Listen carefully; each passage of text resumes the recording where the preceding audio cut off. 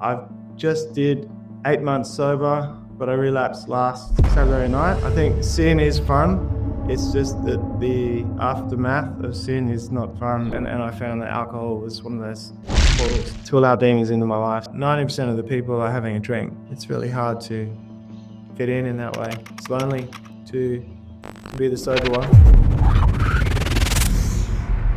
Carry the hurt when it gets too hard. Pick it up, dust it off. Okay, I'm Ben. I'm Gen Xer. I'm 50. Yeah, I've had a slow journey toward attempted sobriety and sober curiosity for many years. In summary, I've just did 8 months sober, but I relapsed last Saturday night. We can come back to that. Yeah. Yeah, where should we start chronologically? Well, okay, so I want to touch on that right away. So you were sober for 8 months and then you relapsed. So what does that look like? What made you drink again? I was doing karaoke for a few months, just casually at like a little bar after doing some salsa and like forming new friendships and stuff. And then sort of got invited to go see a band on last Saturday night. And it was like a mixture of, I don't know, forming a new friend plus romantic interests, things like that. And yeah, so I just went along and I knew I could just go along and just drink soft drink or something like that, but I don't know. I just got stuck in and it was fun. But I think sin is fun. It's just that the aftermath of sin is not fun. And yeah, learning that was, I mean, science doesn't really, didn't ever get me to stop drinking alcohol, you know, saying it's bad for you and stuff like that. It's more a faith, learning about living with demons and opening portals to demons into your life. And I found that alcohol was one of those portals to allow demons into my life. You started drinking at the age of 14. Yep.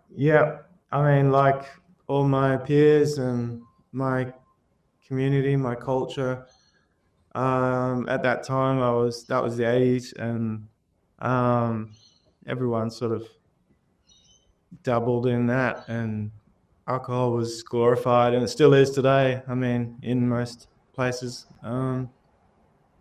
So not heavy, you know, it's just like a bit of fun here and there. And then, yeah, going out, you know, 16, 17, I mean, it's the same everywhere. When I was, about 17, really glorified alcohol and getting drunk and finishing school and in my 20s and uni and stuff like that, just really going crazy, pushing the boundaries, seeing how far we could go, being shameless, you know, doing silly things to outdo friends and adrenaline type things. Yeah, really fun stuff. But that's not the path that I want to do now. And I didn't really know anything else back then. So I actually enjoyed it back then. But You said you went to a boarding school. Do you think that had anything to do with starting drinking at the age of 14?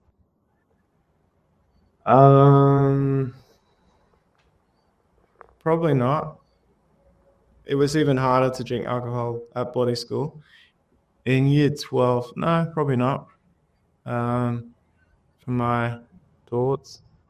Well, because sometimes I feel like I went to a private Christian school most of elementary and middle school. And a lot of the kids that went there ended up rebelling after they left. And Mm-hmm. so I just didn't know if there was maybe some type of connection of, just now I have freedom and now I'm going to drink. Mm. Rebelling. Yeah, there was a little bit of rebelling. Um, I guess not having living with your parents for like 6 years from the age of 12 to 18, Wow. sort of feeling a bit more mature than your friends who had mum and dad all the time.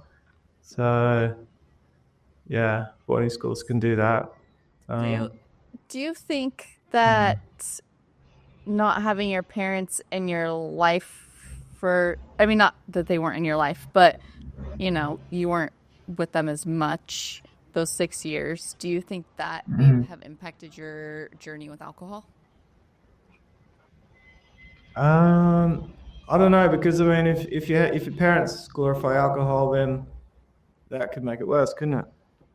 Well, yeah. Um, Yeah, I guess there's both sides to it, but I didn't know if like maybe, sometimes we drink to deal with emotions, and I didn't know if um oh, okay. I see what you're saying. No.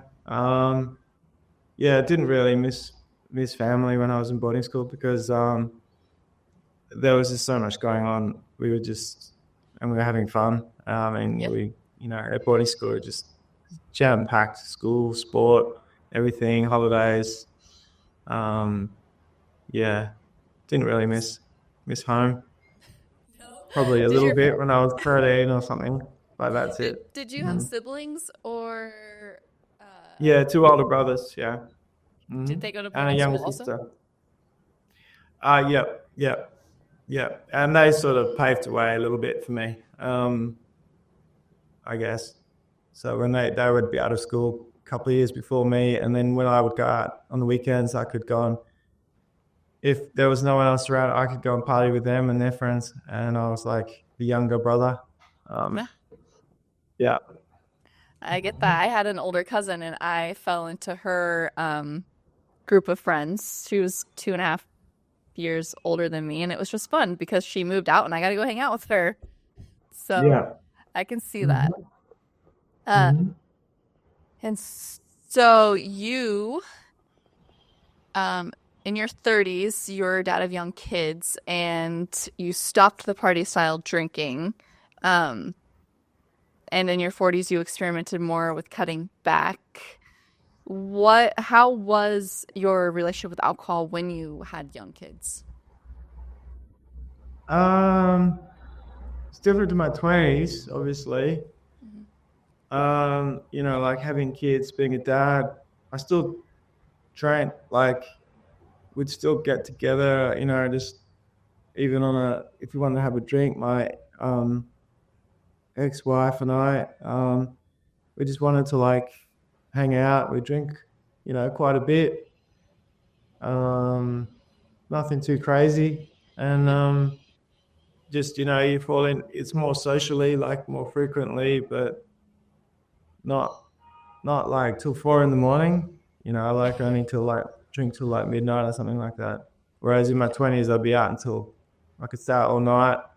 Mhm. Um, but yeah, as in a family, yeah, it was reined in like that. So just till midnight and stuff. So I'm Um, curious. So having gone to boarding school and being away from your parents for 6 years, did that change the relationship with you and your children? Did you want like different for them? yeah, I wanted my kids to go to have the opposite schooling that I had. So I wanted them to go to a local school, non-boarding school, a Mhm. co-ed school, and a public school, which they did, and they did really well. And they've just finished school now, and they've got community and friends and stuff like that, which I didn't have when I left school. So Yeah. Totally two different worlds almost. Like the yeah, way you grew up versus the way they grew up. yeah, yeah. Hmm. Um, was it hard? to get a hold of alcohol when you were in boarding school? Or was it, I mean, obviously it's going to be hard when you're 14 years old, but what is the alcohol laws where you're from? Well, yeah, I mean, in Australia, it's 18 years of years 18. age. Yes, yeah. But yeah, I mean, culturally, we were not at school. We went around holidays or something like that. We could drink when we were like 16 or 17 if we just acted mature and stuff like that. Yeah. Even in some places, some venues. Um, yeah, like fake IDs and stuff to officially get in, but they weren't hard to get. Wow. Um, yeah. Do you Uh-huh. think having the drinking age so like younger, well, so all over the world, obviously the drinking ages are different. Here, for the most part, it's 21, but in Mexico, Mhm. I think as long as you're as tall as the counter, you can drink. But Yeah. somebody mentioned one time they feel like the alcohol limit or age limit should be higher, but to me, I don't think that it matters if you're 16, 18, or 21 or 30. You're going to get a hold of alcohol regardless. Hmm. So, I mean, Yeah. just Yeah. I was going to ask if you think that having the age limit at 18, you were more apt to drink at a younger age. Younger than 18? You mean like Well, 16 and 17? Younger than the legal age, you mean? yeah, was it like something that you just looked forward to? Like a lot of us are like, oh, we can't wait till we're 21, but then we're drinking from 15 to 21, and then it just, we're a little crazy in our young 20s. Mm. Or we drank enough Um, in our teenage years that we didn't care. yeah.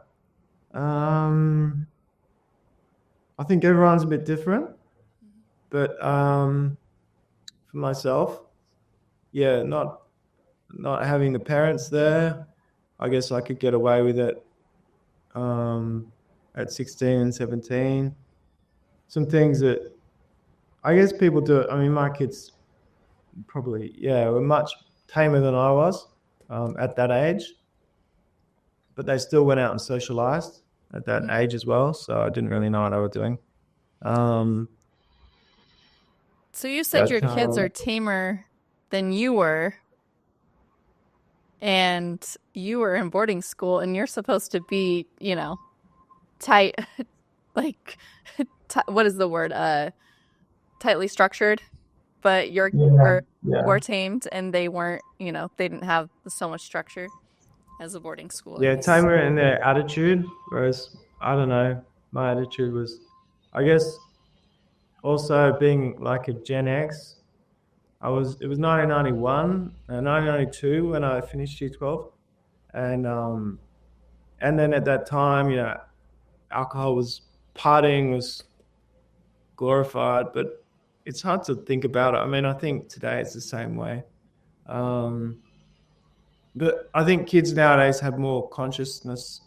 They're more Mhm. aware of the the downsides of alcohol. Um, Yeah. we didn't have that. It was just good. Everyone thought it was wonderful. But now they're like, oh, um, yeah, it can be really bad. Yeah. They know that.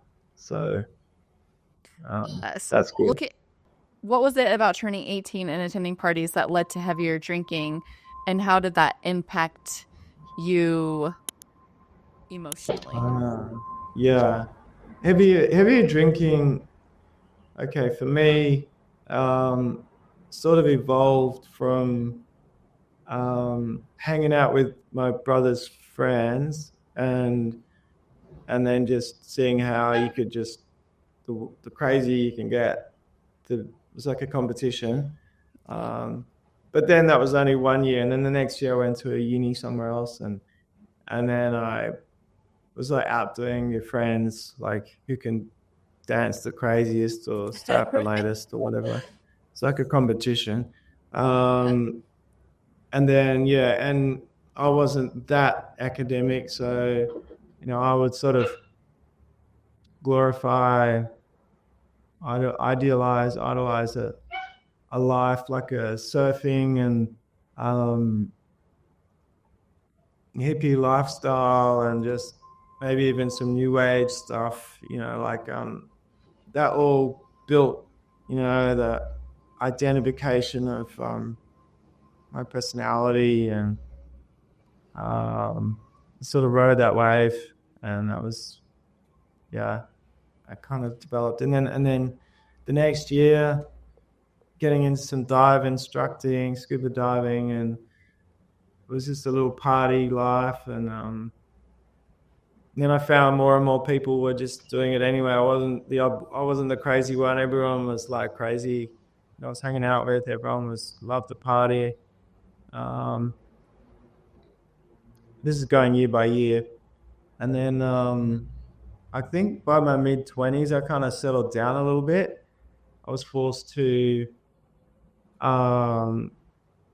culturally like settle down a bit because I had a Brazilian girlfriend, and I went and lived in Brazil for a year, and they didn't have pubs over there or the same sort of culture they do in Australia. So people didn't like people still party, but it was just different. It wasn't a pub in Australia is like somewhere you go and drink alcohol. They just don't have them in Brazil. They have bars, but it was more sophisticated. You like sit down and have a drink and stuff like that. So that sort of it's probably the first time in my life I settled down a bit. Adult life. Okay, now the year after that, coming back from Brazil, I got back to Australia and partied for another 2 years or so after that to make up for the lost time in Brazil. New friends and staying out all night and stuff like that. Yeah, that was the time of like all-nighters. And then in my late 20s, I really settled down, and I spent like the quietest year of my life in another city in Australia. Went to Canberra and didn't know anyone and didn't go out at all, and just worked for a year to pay off a debt after traveling, which I didn't mention earlier. Did some other trouble. And then I met my ex-wife. I was about 29, married, kids. You guys had 2 kids From there. together? 3. Three. And they're all in high school or older? My daughter's just finished year 12 and her exams just a few weeks ago. And my son is in his second year of uni. And he's doing really well. How did becoming a father influence your relationship with alcohol? Well, I wanted to be a good role model to my kids. So, yeah, I just settled into fatherhood role and, and stopped drinking as much as I did. As I said before, I just drank, till midnight and stuff like that, I reckon. Do Yeah. you think, I guess you don't have to answer this, but did alcohol affect you and your ex-wife? Yeah, I reckon would have. One of the things in life, it affected me. I think it affects everybody. But yeah, as I said in our emails, I think that when I started learning about faith and demons and stuff like that, I think that drunkenness is only one of the deeds of the flesh that can affect somebody. So I know this channel is all about sobriety, but if someone is sober and they are doing one of the other deeds of the flesh, their life could still be pretty tormented from indulging in one of these other problematic things. But yeah, where were we? Yeah, So you I started don't think that's exploring faith. affects relationships. So you started exploring faith in the Bible and the idea of avoiding certain behaviors and how that shapes your journey. Is that when you decided to let go of alcohol completely? No, because it said what I learned was the deeds of the flesh, or these things do not inherit the kingdom of God. And these things are drunkenness, fornication, hatred, anger, envy, strife, sedition, witchcraft, sensuality, cowardice, unbelief. There's a few others, but all these things. So there was a moment where I went, I'm feeling really shit. This is like about a year and a half after my separation and following into divorce. And I decided, well, and I'd had a girlfriend prior to that, and I was feeling really, that was like a short-term romance, and that ended. I was feeling really bad, and nothing, no New Age stuff, no Buddhist meditation, none of that was making me feel any better. And I was like, this stuff doesn't work. And then I was watching YouTube, and some guy was talking about faith, and I was like, oh no, it's not another God preacher. But he looks like a really cool guy, so I thought, okay, I'll just give him 5 minutes and listen to what he has to say. And what he was saying was just speaking right to me. It wasn't like an old school traditional preacher from the church. He was talking about modern day problems. He was talking about the deeds of the flesh that I mentioned. He was saying, do this, do that, don't do this, don't do that. And I was like, okay, I'm going to give it a go. So overnight, I just went, okay, I'm going to stop. I'm going to try to stop all these things. But I realized that, none of us we're all sinners. And we're all going to fall into one of these behavioral problems to some degree or another. You can't rule them all out completely. So I love the idea of complete sobriety, and that's what I want to do. But I believe that drunkenness is a deed of the flesh, and it's contentious because Jesus drank alcohol, but he said, it says in the Bible, drunkenness is the deed of the flesh. So it's specifically saying if you have 2 drinks, it's okay. But if you're having 15 drinks, that's not good. Yeah, but I think the best way to tackle that is to have none, because 2 drinks turn into 20 drinks. For some of us, yes. Yeah. So I assume you were the type of drinker that you can't just stop at one. I could, but I didn't like stopping at one. Yeah, and or when I was a dad when my kids are young, I could do that easily. But it wasn't. It was more enjoyable to have 20 than to have 2. You could, party more, and sin is fun, but it does not inherit the kingdom of God. So. Were you religious prior? No. No. I wouldn't call myself religious now either. I don't like churches either. It's more like I have a belief in God. I don't, and demons, good and evil. I don't believe. I'm not like, I don't follow religious orthodoxy or rules like that. Yeah, I understand that, because I know a lot of people are so far on the spectrum of what their relationship is with the Bible. And so it's a very large topic.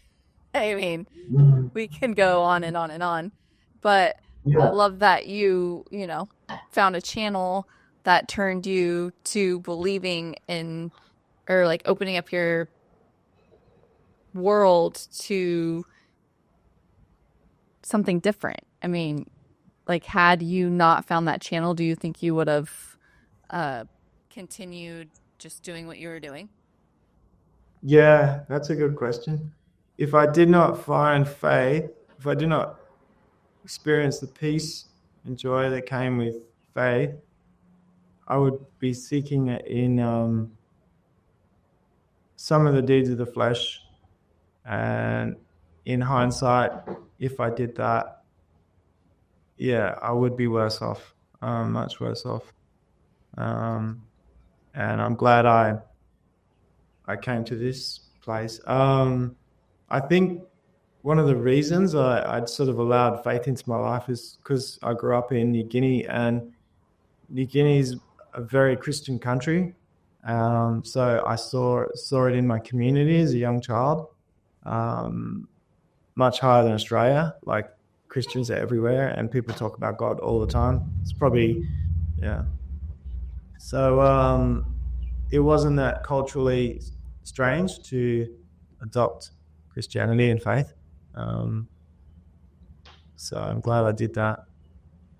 But So definitely, I would have been going seeking love in all the wrong places if I if I didn't. Absolutely. yeah. So did you just relapse one day, or have you continued having some drinks here and there since Saturday? Okay. Yeah. No, I haven't. My plan is to stay sober. I'm gonna have to make some changes, as in, the narrow path is lonely.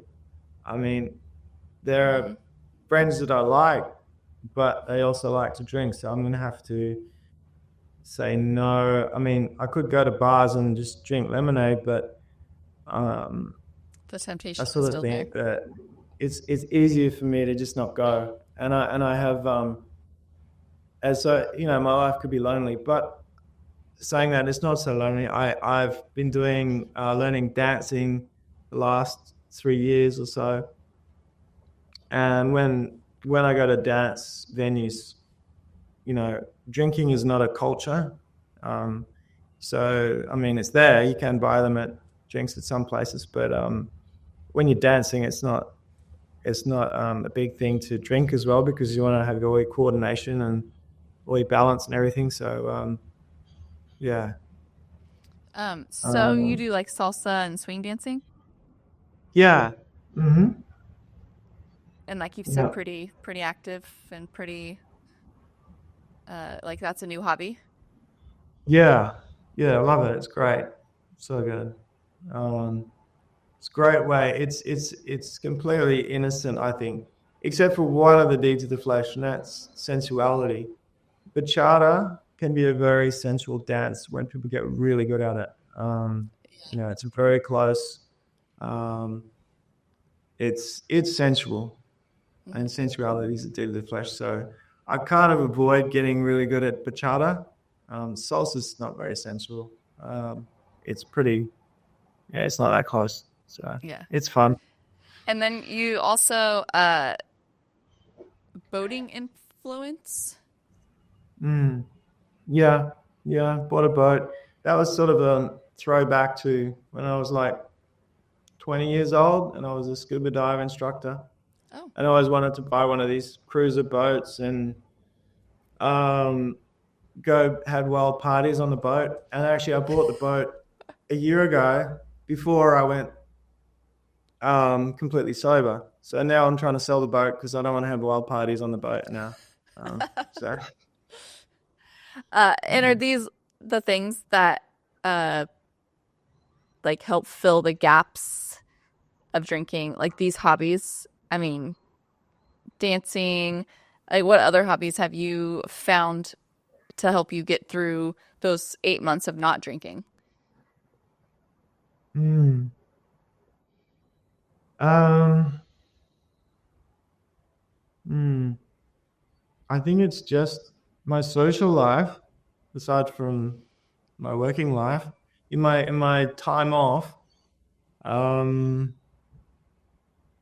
it's just been dancing and having quieter nights. Just deciding to stay home, and watch something that I really like on streaming like YouTube. Um, yeah, it's not that hard. I mean, once you cut alcohol, long late nights out of your life, then this it's not that hard to fill it with other things to do. Uh, So a lot of people comment and saying life is boring without alcohol. But to me, I was like, I was boring when I was drinking alcohol. So you kind of feel the same way. I mean, you're not just sitting there drinking your evenings away. You're actually focusing on things and you can actually like do hobbies now. What is your opinion on drinking and boredom and sobriety and boredom versus sobriety and boredom? Yeah, I agree with you. I was like that. I didn't. Well, both. I think both because I had stuff to do, but I think the word is anhedonia or something like that, where people feel um, they do not feel any joy or stimulation after they stop drinking alcohol. There's an Hmm. official word for it. Um, I also feel that a little bit, like right before I went back to last Saturday night, I was like, oh, I'm bored. I want to go out and party. And so I did. But then I went a full 360 and then went, oh, no, I didn't want to do that. So, yeah, I think both. I can feel, I can definitely feel I've got stuff to do. Hmm. But at the moment, going forward, how I'm feeling right now, yeah, I've got heaps to do, and I'm not really bored with my life. Um, I've got heaps to do, heaps of dancing to do, heaps of in my time, my free time. What else am I going to do? Organize my life. Yeah. Um, got a few things coming up in the next few months. I'm moving home and stuff like that. You said moving Organizing my home? kids, surfing, Okay. traveling, doing some surf travel. Do you get Heaps to of see your plans. kids very often?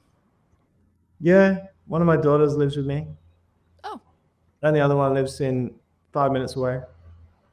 okay. So, hmm Awesome. and my Uh, son's at uni, and he's 3 hours away. So, Union, so I assume that's like university and yeah. okay, hmm like secondary education, is that what they call it? Or Uh, hmm? oh, I like just secondary education. I mean, Tertiary. We call what? it tertiary. Tertiary education. Okay. That's So university. I love that I get to talk to so many people from all places of the world because so many like all the culture is very similar, but it's still different. Uh huh. And Yeah. like and then one main thing everybody seems to have is alcohol. Yep. Yep. Have you been to the United Absolutely. States? No. No. Um. No. I've traveled a bit. Lived in Brazil for a year. I went to London for several weeks. South Africa for several weeks. Indonesia for several weeks, and all the Pacific islands. Not all of them, but quite a few. Oh, I've been to Hawaii. Yeah. Oh, so you have been to the Uh, United States. yeah. Just kind of like disconnected. Um, Yeah. so the brewery you said is where you drink again, doing karaoke. Yeah. Yeah. So, Yeah. wh- so can you tell us more about the moment of shame you felt at the brewery and like what made it different from the other times? Oh, that's when I stopped. With shame, I mentioned in the email. Yeah, I went to a little microbrewery 8 months ago, um, near my home, and they were having like a 10th anniversary or something like that. It was a pretty big party atmosphere, and I started doing some dance moves from my salsa, and I was like, oh my god, I got everyone dancing basically in That's the awesome. brewery. I was the ringleader. But then the next day, and even that night, I was thinking, oh my God, I've got to stop this because, it makes you do stuff that you wouldn't normally do. If I was dancing when I'm sober, well, when I go to salsa, I mean, it's a conscious, I'm very aware and self-conscious and dancing properly, dancing salsa how you're supposed to dance salsa. when I'm drunk and dancing, it's a whole different thing. Yeah. It's like I'm shameless and I'm doing it. It's a bit vulgar and yeah, it's too much. Yeah, I don't dance sober, but I was always dancing when I was drunk. But what kind of bird do you have? Sorry, off topic. That's just a cockatoo. They're wild. They're wild? They're wild. Yeah. That's awesome. Sorry, I know it's way off topic. I used to have a blue front Amazon, and he was Hmm. such a butthole. But that's so cool that they're. I need to explore the world more, obviously. So, how has your confidence evolved since you stopped drinking? Were there moments when you surprised yourself with what you could do sober? Yeah. Um, I guess it's. Could I reframe that question? I think I was more surprised with what I could do in my faith. Mm, yeah. Um, I learned. Um, I learned like I felt like I just had God behind me in a lot of things that I did in my life in the past nearly 3 years, 2.5 years. Not just in sobriety, but in faith in God and just having courage and strength, discernment, um, doing things that yeah surprise me. Like I'd be doing something and going, you know, if I 3 years prior to that, I wouldn't have done those things in the same way. Um, I'd have to say, yeah, it's hard to give you an example. Mhm. Um, So you're but saying that a lot of it is your faith that has helped you create a confidence that you used to not have. absolutely, yeah, And then being sober on top of that is super empowering. yeah. Sobriety is a fruit of the spirit. Yeah, along with patience, long suffering. You know, um, maybe an example, small example would be just dancing. Dancing. If I was dancing and I didn't know God, I'd be like shy or something. But now I own it. Yeah. Like I'm totally confident, love it. Yeah, not shy at all. So were you the it sounds like you may have been a little bit more out I don't know if the word's outgoing, just like more extroverted when you were drinking. Did it help you be an extrovert? Are you Yeah, alcohol. I think alcohol does that to people. You know, that are shy, gives them that reason to be extroverted. But so does faith. I mean, yeah. people say, I've heard people saying, like, after they came to know God, they became more extroverted. Oh, Um, that's so, good to know. mm, I mean, mm, I don't know if you watched my podcast, and I've had a lot of it's very controversial with her name was Megan, and she was didn't believe in God, and then she believed in God, and her whole entire life changed. So it sounds like, for the most part, once you became a believer, your whole entire life changed, for the most part. yeah, yeah, yeah, yeah. I mean, it's hard to, I've seen people's testimonies and stuff, and it's one of my favorite topics. Um, but to people that don't believe, obviously faith sounds ridiculous. The Bible sounds ridiculous. But and it is a little bit, some of the stories. But it's not just about that. It's not about proving who's right or wrong in that regard. It's about recognizing that there's a war going on, a spiritual war, something you can't put your finger on, you just can't describe. There's something weird going on, and there's good and evil amongst us, and yeah, And like alcohol is extraordinarily evil, and I think a lot of people don't realize it until they actually look into themselves. And I mean, a lot of us didn't realize we had a problem until we actually maybe took a break or attempted to quit alcohol. And like for me, for instance, it's like, wow, I actually had a problem with alcohol. And we started going to church more because, you know, our weekends weren't surrounded with alcohol, late parties, being hungover, half drunk, still on Sunday mornings. So now, you know, it's actually nice going to church and soaking it all in and all the positivity around you. And it it's completely life-changing.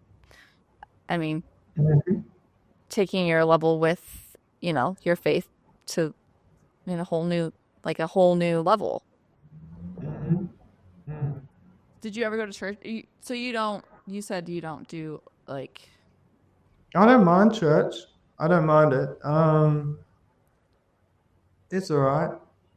A good church is good. I've been to a few nice ones that are like smaller and nice, like guitar or something like that for the singing, yeah. and chatting to nice people afterward. Um, yeah, I don't mind it at all. It's just that I I like the don't small really town go. church. Sorry? I said I like the small town, or like we go to a small town church, so it's Yeah. pretty comfy for the most Mm. part. But I can see a lot of people are just not comfortable with going to church. I have a friend that she's super faithful and spiritual, but yet I've tried getting her to come to church with me, and she is like, I just don't like church. It's like, okay, I get it. Like, you have to be comfortable. I mean, I don't know. Like, it's such a controversial topic, but I mean, I was fine believing in God and not going to church. And I think it just depends on, you know, where you are at in your life and in the world, I guess. But if it helps with sobriety, I mean, that's absolutely amazing. And like, I think it's definitely helped me with sobriety because I was going to a church. Um, we tested out one for a while, and the pastor was a recovering alcoholic. He had been sober for 30 years. And I was like, that is relatable.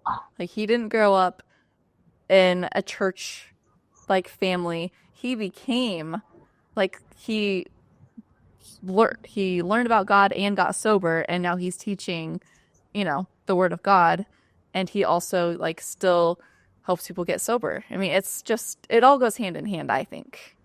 What is your thought on that?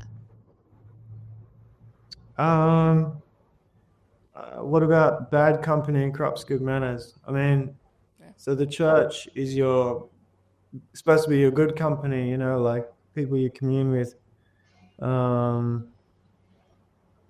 So yeah, church can be good for that reason, you know, to have people to talk to about God.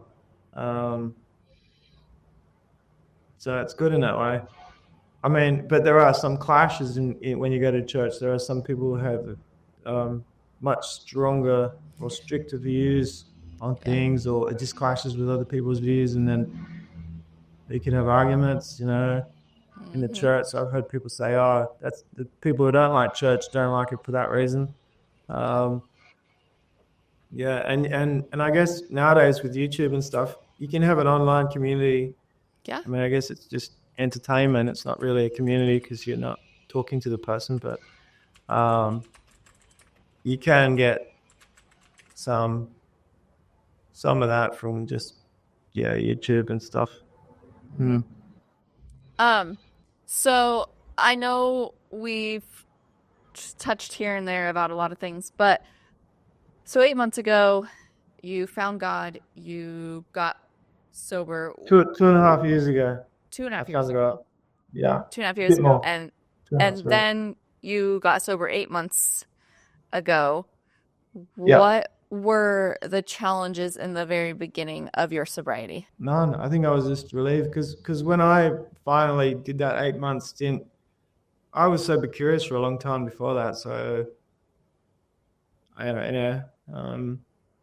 Wasn't like I went wild and wild and wild and just did crazy things and then just stopped. Like all of a sudden, my journey was the opposite. It was like very slowly over decades learning to stop drinking alcohol and then finally going, okay, I'll just teetotal now and just stop 100%. So you just woke up one Um, day and you're like, I'm done. yeah, yeah. As I said, just crazy partying, feeling a bit shameful about that, and then just going, all right, I've got to stop. And it was pretty easy because I had other things to do, occupy my life with. Um, so yeah, it wasn't too hard for me. Okay. I Did you guess get now, I okay? mean, I just relapsed, so maybe my temptations are happening right now.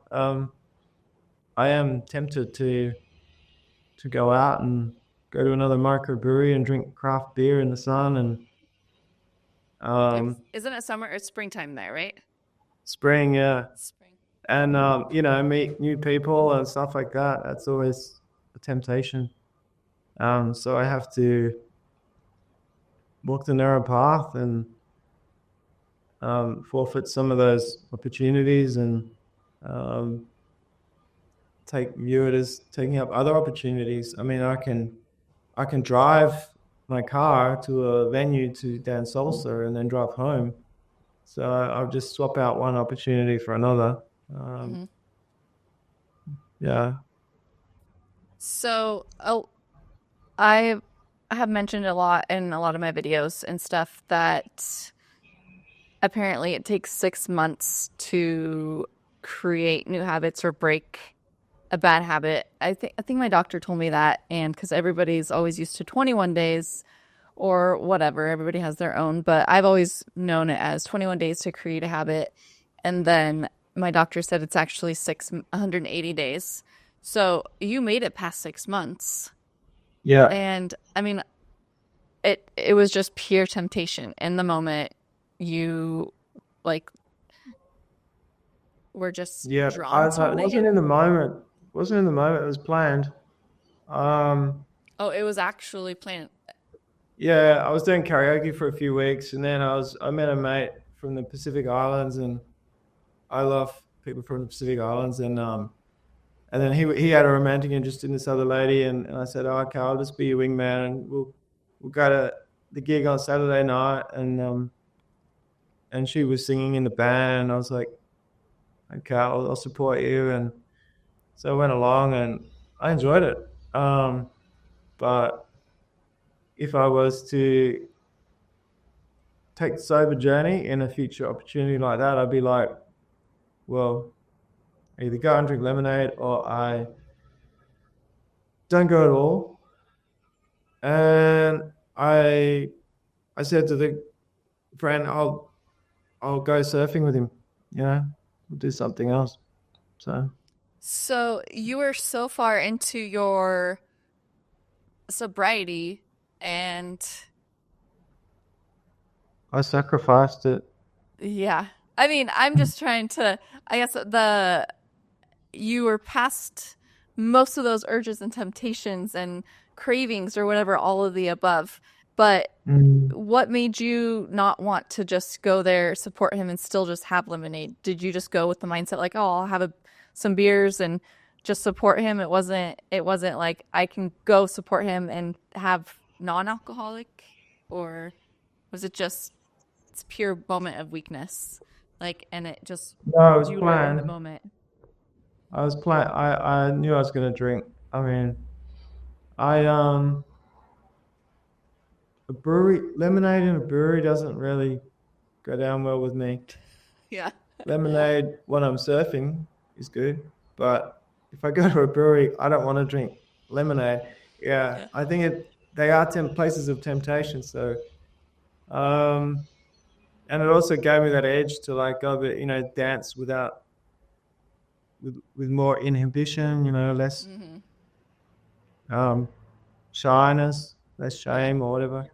Um, so yeah, Is as I there say, sin is fun, but it comes back to bite you like a snake. Um, so so are you I know struggling all this with stuff. I've got the wisdom. yeah, the wisdom. I But are just you think that struggling yeah, with I'm not as strong as none of it. We're all sinners. Like we're all gonna fall down oh, for sure. in one way or another. I mean, I fell down in drunkenness after 8 months, but You picked yourself back I up. see that I'm just a human, and it's my path to be sober. But I'm gonna fall in one way or another. I'm gonna, um, like fall in other ways as well, like in romantic interests. I'm gonna fall. I'm not gonna fall, but I'm gonna be inclined to have romantic interests that are probably not healthy and stuff like that. Hatred, anger, sensuality, Hmm. witchcraft, none of that. Don't do any of that anymore. Like astrology, but yeah, we're all going to fall in one way or another to temptation. So, like many people feel a lot of guilt or shame after relapsing. I have people messaging me all the time.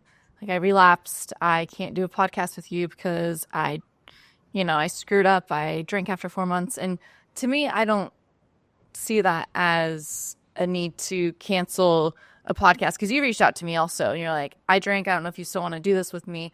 But I guess, uh, like it doesn't need to be like guilt or shame after relapsing. It needs to be getting it back up and moving on from it. What would you say to someone who's going through that right now? Yeah, just accept it. You're not as strong as Jesus was. I mean, Hmm. he could, you know, He could not walk commit on any water. sin at So all. But none of us are as strong as that. We're going to fall down. If you fall in drunkenness, um, get back and keep going, um, because you got the rest of your life. You can just keep going, keep yeah, trying. Doesn't mean anything at all. It could be a slow burn. You don't have to be like crazy and then just stop drinking for 30 years. You can try to stop drinking for decades. And it might go a week, it might go a month, it might go a few months, it might go, it'll just, maybe you'll get better and better at it. It'll take longer and longer to, you'll have longer periods of sobriety or something like that. Mm. yeah, I It's an feel like a alternative. lot of people try to control their sobriety, and I get, and to me, that's the worst is trying to control it. Like, I'm only gonna drink these days and not these days, and yeah, Yeah, it you just. can't integrate it because that is Mm, drinking. It's got to be like, yeah, I don't think you can do that. That's it. That's unless I guess you're having one or two, and and it's not drunkenness. I mean, that's in my opinion. That's obviously not yours, mm, um, but then again, I don't think one or two are fun. I think that's just fitting in. yeah. Um, yeah, So do you feel like you did it to kind of fit back in, get in the groove of things, and just like socialize again? Because that's pretty much all I mean, you've been drinking since you were 14, and it was just the way of life. And you just were like, why not? yeah, yeah. It's a big part of our culture, everyone's culture, Yeah. and to go to a venue like that and be sober. I mean, there are people there that are sober. There are people that are driving home and stuff, but 90% of the people are having a drink, and yeah, it's really hard to fit in that way. It's lonely to be the sober one. Yeah. It can be. It doesn't have to be, but it can be. Do you feel like Um, you've lost friends since you quit drinking? um, Maybe not lost, well, but my friends, a lot of my friends don't really live near me. okay. Um, they're like in other countries and regions and stuff. Um, but if I was to see those friends, um, the old ways were to drink. And if I was to see them, I'd say, well, this time around, I'm not drinking, which would be really odd, really strange. Yeah. Um, yeah, wouldn't be a bender. Mm. I feel like a lot of us build friendships on alcohol. I mean, very few of my friendships have been made through sobriety. It's always revolved around friends and drinking. So it's a whole different Mm. way of life when you when you have to meet somebody sober and you're like, what do you do? Like, how do you talk to these people? And it's just a completely different uh you just have to figure it out, I guess.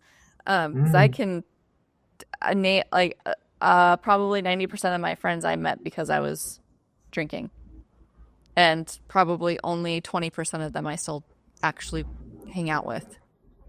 Wow.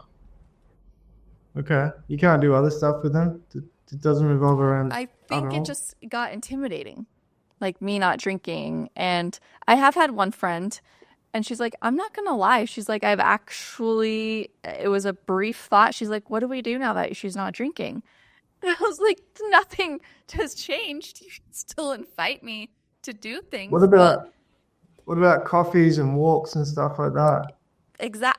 Yes, I have like the friends that I have made since being sober. Those are the friends that I can do walks and coffees with. But for some reason, Mm. I don't know. It's just the majority of them don't know how to. I was the life of the party. I got everybody together, and I've said it in many of my videos, but it's just different because alcohol was the easiest way to get people together. And is that what Mm. you're finding? Like it's just easier to get friends together, people together, get out there because alcohol is just so easy. I mean, it's easier to say no to having coffee than it is to saying no to happy hour, in my opinion, because anybody can be like, hey, let's go to happy hour. And you're like, oh, yeah. And then versus let's go get coffee at 3 p.m. A lot of people are going to be like, it doesn't sound as fun. Mm. Yeah. Um, well, to answer your question, friends, yeah, I don't know. I don't have a huge friend. I didn't have a huge friend network um, here where I live, so it wasn't that hard. Hmm. Um, yeah, as I said, I've got a few friends around the world and stuff like that, so I didn't really have to go through that. Um, it's more for me. It'll be more like next time I see that friend, it's gonna be hard to say, "Hey, we're not going to the pub and we're not gonna drink." I'm not gonna drink, or if I do, it'll be lemonade, which I can't do for 5 hours. Um, so it's gonna be different next time I see some of them. Yeah. Do you Or I see have to them say, look, often? it's gonna be dinner, or we're gonna be going for a surf, or it's just not gonna be 5 hours in a drinking or more in a drinking establishment. Mm. Yeah. So do you Uh, get together with these friends like a couple times a year? oh, it's just random. Yeah. Um, yeah, I might see some friends only once a year. Um, so, pretty random. My best friend, I met her through drinking, but we stayed best friends. I moved from out of the state and I go back and it's exactly the same minus me drinking. And so those are the friendships I think last is they can, like if you go visit your friend and they can still drink and still include you, like nothing ever changed besides you just stopped drinking. I think those are the strongest friendships in my opinion. But the time you spent when you were drinking, like for me, I would be like, I could go to the pub at 3 in the afternoon and we'd be there until 2 o'clock in the morning, like out somewhere. Whereas now I couldn't spend those hours in the same way. I couldn't just be with that friend and watch that friend drink for 8 hours Mm, and just accompany my friend. I would get bored or tired or like, when you're sober and you're looking at people that are crazy drunk, it's like, oh, so annoying. just want to go home now. Yeah. I guess we don't really go out. That's the problem. It's never been us going out to places. I mean, dinner here and Mm. there, but I've never been a big bar hopper. At my 21st birthday, I bar hopped, and that was probably the extent of my bar hopping. So I guess just sitting around with friends, I mean, maybe changing dynamics of what you guys actually do together. Has that like been a thought? Yeah, I mean, I would not stay out as late. I'd, you know, go to bed around midnight, and I'd be more like interested in the food and Yeah. conversation and catching up. Could do that for a few hours, but I don't think I could do it for as long as I did when I was drinking alcohol. Because alcohol is a bit like conversation gets a bit crazy, you know. You sort of talk more or talk for longer, rant and stuff like that. They call it a Whereas, social lubricant or something. yeah, yeah, yeah. Uh huh. Yeah. Oof. It's just definitely life changing. And like when you stop drinking, and then it's hard when your friends around you still do the same thing, and it is a lonely path. And then you have to figure out how to, navigate different like things to do. And I've always said I isolated, and it's very lonely. Like, do you just feel like it's lonely and you're kind of isolated? It can be. I think it can be lonely, um, but it doesn't have to be. As I said, you can find ways around it. You can like me, I dance. I go to dancing stuff. That's not lonely at all. Um, or I just go to bed earlier and spend more productive time during the day, surfing, and that's not lonely. But it definitely you run the risk of falling into seeing it pessimistically or seeing it as lonely. Or you just encounter that experience of loneliness, and it's like, Hmm. well, what are you gonna do? You know, Yeah. are you gonna Just let it be lonely or not? just get out and get busy, do things, like get active. And that's like Mm. if you could give one piece of advice from your whole experience from getting sober and then relapsing on Saturday and now like trudging on, like you're got back up and you're going, what would be the piece of advice that you would give somebody that, you know, is struggling? Sobriety is awesome, but try to find peace and joy in God as well. Yeah. In mix in some of the other, try to get rid of some of the other deeds of the flesh out of your life, and you'll see amazing changes. Yeah, just yeah, look up deeds of the flesh in the Bible or works of the flesh, and just just eliminate some of them. Try and rule them out of your life, and you'll Yeah. you'll be amazed. Try a little bit of try a bit of fasting, not fast. I don't like weekly fasting, but like intermittent. So like a 16-8 eating window. Don't eat breakfast or don't eat dinner. Like one of those. So your body, you actually feel really good. That's what I would recommend. Mm. There's lots of things with fasting, and that can be that's a whole other conversation. But I mean, I really appreciate you coming on, even though you were a little hesitant because you drank on Saturday, but we're all here in this journey together. And I think when people can come forward and be like, oh crap, I fell down, but I got back up, I think it helps inspire other people to be like, I'm not the only one that falls down sometimes, and I can get back up. Like, you're proof that you can get back up and keep going and just keep trying and not, you just can't give up. And that's what I tell everybody, just don't give up, just keep trying. And then if it gets too bad, then obviously reach out for support. I mean, in person, online, friends, family, whatever it is, that can help anybody. And for you, like God and just, you have a whole different experience. Some people don't believe, and I think maybe they struggle the most. I don't know. I don't want to I don't want to like, I already caused a lot of controversy in the last week, but um, I really believe that if people, turn to faith and praying, I think that it definitely can help them. Yeah, Well, thank you for having me on your show. Yeah, I am very glad that you came and opened up your world to us.